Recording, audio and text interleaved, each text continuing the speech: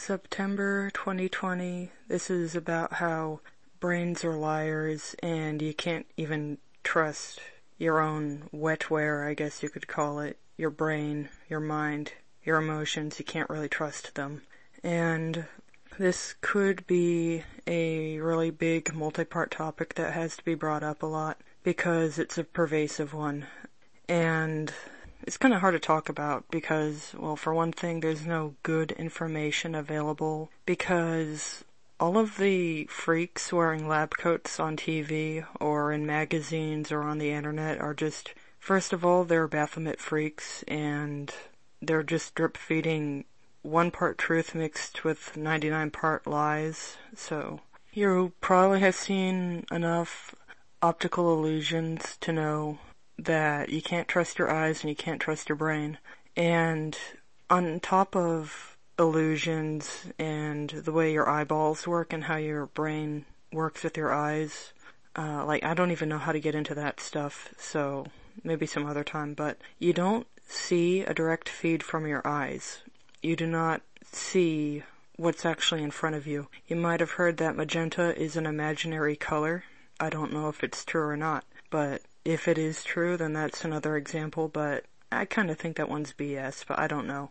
If there's something on your mind, like if you're afraid of something or you really want to see something, your brain will put it in your vision. If you really want to get notifications on a website and you look at a computer screen, your brain's going to put a red dot in the upper right-hand corner, even if there is no red dot in real life. And if you're worried about seeing somebody wearing, I don't know, a big green hat, for instance, your brain's going to start putting a big green hat in your peripheral vision, even though there isn't one in your vision at the time. And there have been times in my life when I guess I could say I was drunk on emotions like rage or desperate optimism, where basically I guess I just deluded myself or I got overly worked up. Like, these are two opposite emotions, like extreme rage and some desperate attempt at forcing joy. Like, this is a hard thing to talk about because I don't have the words and the concepts are very strange, and that in itself raises questions about word deletion because 1984, the Orwell book 1984, talks a lot about deleting words from the lexicon. And whenever I try to describe something or talk about something but I don't have the words, I wonder, were there words in the English language that have been deleted? I don't know. Because another thing is memory holing, and one of the reasons why we just get bombarded with bullshit news just constantly, that is real life thread sliding. And when they're constantly updating whatever's in your current consciousness or awareness, they're hoping that they can slide out some old memories or distract you from remembering. And I do think that flickering lights are addictive, and now everyone is staring at their phone all the time. I don't have one of those. So, but, I can get addicted to flickering screens, and it would be worse if I had a smartphone. So, I just don't really know what's going on, and I lack the words to describe concepts that I don't fully understand. Another thing is, well, denial is a big one. Like, denial of how bad things are, or just trying to make yourself believe something that isn't true because the truth is painful. And I don't really know how to describe these either, except for the alcoholism one, where at the time, probably during the worst of it, I was just telling myself it's not that bad. I was used to it, and it was just a normal, semi-frequent thing for me. And every moment I was sober, I just wanted to be drunk because I hated everything. My state of mind, how upset I was, the world. If I were to even try and get into all of that, I would be here for all eternity just talking about bullshit. So it was the worst part of my life, but at the time, I thought alcohol was my friend. It was all I could think about, and I was in denial of how bad it was, and today, when I look back, the same memories have a new angle to them. At the time, I didn't feel the pain. I didn't feel the poisoned sensation. I downplayed how horrible the hangovers were. But when I look back, I remember the pain. I remember the poisoned sensation. I remember the hangovers. So I don't know how to describe that exactly. It's some angle thing. And speaking of angles, well, you can make, for instance, a diorama of just objects. Set up some box on a table and fill it up with objects and close the top and light it up inside and look in through a viewfinder. And you're only going to see a few things, but you're not going to see everything you put in the box, because some objects will be behind other objects, or transparent objects that are overlapping will create some optical effect. That's a kind of a flimsy example of points of view. You can hide a very important small object underneath a towel, and out of sight, out of mind. I don't really even know exactly how to talk about this stuff. There is no real information about it. And now I remember in the past I was very interested in what are dreams objectively. All I could find was what were called dream dictionaries, and they were just bullshit. Oh, and here's a very common thing. In all of these really popular at the time dream dictionaries, water represented sexuality, and pregnancy represented an idea you wanted to share with the world. So water was sexual, and pregnancy was not sexual in these dream dictionaries.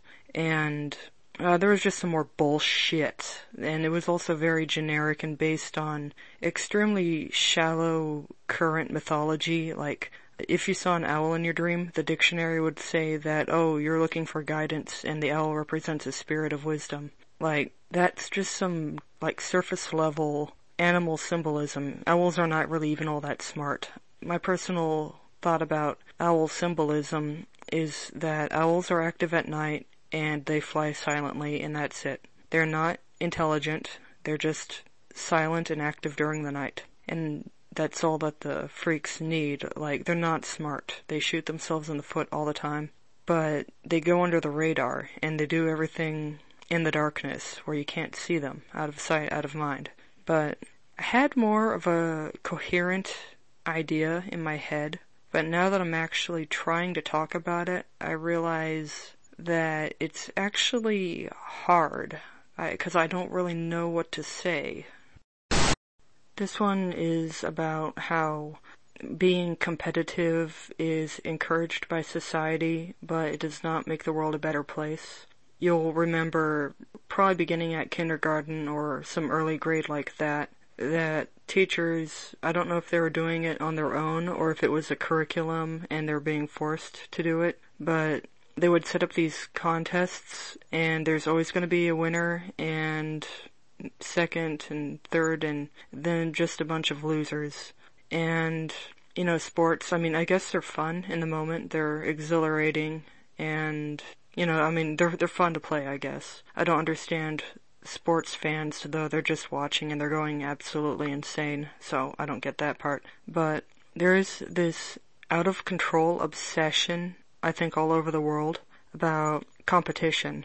And I don't know a whole lot about how companies function, but they're satanic. They will just buy really, really shady shit, just repackaged toxic waste. The FDA is a joke. If something's profitable, the FDA will push it out as fast as they can with minimal testing. And, then you get a sugar-free gummy bear situation when that happens. Or you get something like thalidomide, when they just rush something out without long-term testing. Although I think that the thalidomide thing, I think it might still be used on purpose to create deformed people. That's a conspiracy theory. I still see 40 or 50-year-old thalidomide babies. Well, they're not babies anymore, but you can see what happened to them. And the FDA is a joke. And a related thing is the definition for free-range livestock means the animal can turn around in their cage. I'm pretty sure in real life at factory farms, the animals cannot turn around in their cage. But if they can move their head a little bit, it gets called free range. It's just bullshit. Everything's horrible. But this is mostly about how competition is not that great. And I've tried to be competitive in the past, and all I got was burnout and physical ailments from pushing myself too hard, and I still struggle. I still feel the pain today. Like, it hurts physically. And I still have that mindset where I have to prove myself, or I have to one-up someone. I don't want to be the loser, and yet I'm so burnt out I can't even compete. And so I end up resigning myself to being the designated loser because I'm so tired I can't compete. You know what I mean? Just the whole world is obsessed with winners and losers. And here's a related thing that I just notice a lot in my culture. It's probably a worldwide thing too, I don't know. But America has an obsession with talking about pushing out leaders. What I mean by pushing out is I don't mean removing leaders, I mean creating so-called leaders. Like, there's all these supposed programs to turn students into leaders, but like, if everyone's a leader, no one is. Too many chiefs, not enough Indians. So I find that a very odd thing, but I don't really have anything more to say about it because I think I just said everything I had on that topic. You know, I do not have words today. I had some stuff planned out, and now that I'm trying to talk about it, I'm like drawing a blank here. Well, here is some good news to lift your spirits. There are more and more people, just like random people in random places, going, hey, is that person trans? Or, is that a man or a woman? Or they go, that looks like a bearded woman. Or they'll go, gee, that animal looks very strange. Or people are getting more receptive to understanding what the deal with celebrities is, but I don't know how many people are ready to accept the degree of mass transgenderism in real life. But more people are really opening up to understanding that a lot of things are hoaxes. They are willing to think about something. They're willing to try on a new state of mind. They're willing to look through a new point of view. They're willing to entertain the idea that something might be a hoax. And more people are, I guess maybe people are so bored and frustrated that they're like, okay, I don't have anything better to do. I will try on your tin hat for fun. And then they go, hey, this tin hat's actually pretty comfortable. And maybe it's that. Maybe it's just something very simple. On that note, sometimes things that seem insignificant, that you wouldn't think about them twice, they'll be very influential. A tiny thing can actually massively influence a huge thing. Now, I don't have any good examples right now, but here's a really petty one. But this one might surprise you if you haven't heard about it. Do you know why cartoon networks, well, that's the name of one, but like Cartoon Network and Nickelodeon or something like that. Okay, I never had cable, so I'm repeating something somebody else said. And I'm probably repeating it wrong because this is a memory and I haven't first-hand experience to this. Maybe it's Saturday morning cartoons on the network. I don't know. I can't remember. But there was a noticeable decline in cartoon TV shows in the 2000s. Like them being broadcast, or maybe it was some networks becoming unsuccessful. I can't remember, but well, there was a decline in some broadcasting of cartoon media for children, and the thing that caused it was actually divorces increasing. Whoever would have thought that television would be influenced by divorce? Because more people were getting divorced, the children were not at home watching cartoons. They were going to their mom or dad's house and doing what their parent wanted to do. Because things are different when a child's parents break up. Instead of just a very routine day that is very predictable, they like spend a week with one parent and then the next week they spend with the other parent. And instead of the child just doing what he or she wants to do, it turns into what the parent wants to do. And the parent does not want to sit around and watch cartoons, presumably because if they've had a child, they've had sex, and people that sit around watching cartoons do not have sex. Okay, but I don't have any better examples right now, but yeah, maybe there's some more economic examples of Well, okay, here's a simple one. If some fish become rare, then the restaurants are going to start charging crazy prices for that fish. Okay, that was an easy one. That wasn't totally stupid. All right, well, I'll come back when I have some words. Okay, so because I'm going to have to bring up these two topics again, because tonight things are not really working out right now, but I have to keep going. I'm just gonna talk more about what comes to mind on the topics of how brains are untrustworthy. Well, we can't even trust ourselves. We can try and be genuine, but then we might force something, and when you're forcing something, you're not being genuine. It's frustrating and maddening, and it sucks, because, yeah. Anyway, I remember something about competitiveness, and this is something that a very cringy, controlled opposition individual, I don't know who they are, like, I don't know their name, but it was some cringy, no-name, small-time comedian slash public motivational speaker that would go to schools or something and do some very awkward comedy slash inspirational routine, and yeah, it was a Martin. But this is kind of interesting. This is something I remember. He talked about, he worked with a special ed class, and there was a girl with Down syndrome, because Down syndrome is actually a female-only disorder. And so this special ed class was like playing some game, some racing game, not a video game, but like a physical sports game. And at some point the Downs girl says, if we all just join together, we all can win. The comedian did this impression. I think he was around these children a lot, because like he did this impression of what a little Down syndrome girl would sound like. But the story he repeated was that she joined arms with her fellow people. Didn't matter the team or if they were just playing some track racing sport, but they all joined hands and just started walking casually towards the finish line. And actually now I'm reminded of, there's this old Sesame Street magazine that I got when I was like 3, and there was a page that was some kind of a little racing printed game, and you're supposed to put like pennies or buttons on these two sets of squares that formed kind of a racetrack of 2 lanes, and at the end of the square hopscotch racetrack blocks there's Big Bird holding 2 gold medals, and the instructions said, you and your friend just put your pennies or buttons on the squares and just move them forward,